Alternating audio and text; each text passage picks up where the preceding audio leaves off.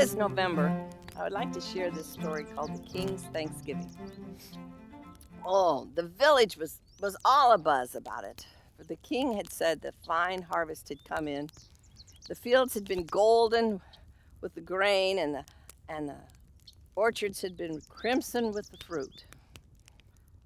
It had been a good year, and the king was going to celebrate Thanksgiving. Now, children heard from their mothers, who had heard from their mothers and their grandmothers, the stories of the king's Thanksgiving. Whenever the king would have Thanksgiving, he would invite one child from the village to come and share the meal with them. The kitchens would be full of cakes baking and animals on the spit smoking, and there would be fresh strawberries when there were no snow on the ground, and there would be citrus there like lemons and oranges. The kids could only imagine what they tasted like. The tables were always set with the finest linens and beautiful napkins and fine plates. And whatever child went and spent the king's Thanksgiving was always given special gifts to bring home. So all the children began to get ready. And on the morning of the king's banquet, the king would send out a messenger, but this year he did something different. He himself dressed as the messenger and set out to the village to see what was the status of the people. First, he went to the house of the burgomaster. Burgomaster is like the great mayor of the town, and he had a fine, fine house and a beautiful daughter. The daughter was dressed all in fine silk, and she had her hair all curled, and the girl had a hamper that was packed with sweets to give to the king. The king approached the girl and said, "Are you ready for the feast that the king would like you to be at?" "Oh, yes," she said. "I'm in my finest, and I have gifts for the king. I am ready." But the king looked at the little girl for the longest time, and then he walked away, for she was not ready for the feast. Next, he went to the house of the captain of the guard, and the captain's son was dressed in a little uniform just like all the other guardsmen. He even had a small sword and a cap on, and he said, "Are you ready for the king's feast? To celebrate it the way the king wishes you to?" And the little boy said, "Yes, I am, and I have a sword. I can protect the king and his messenger all the way to the castle." The king said, "You are not ready." And he walked on. Now he went to the home of the baker.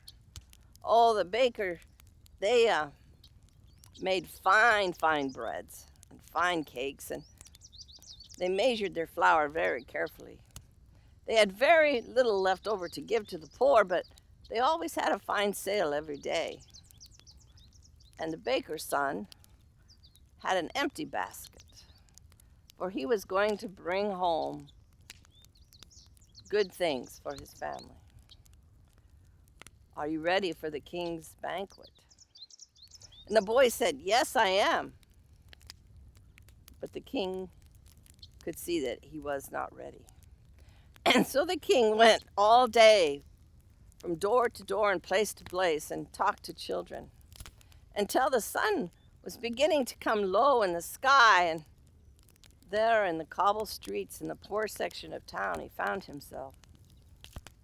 And there, with the sun behind her, came a little girl in a ragged coat and shoes that other people had worn long before her.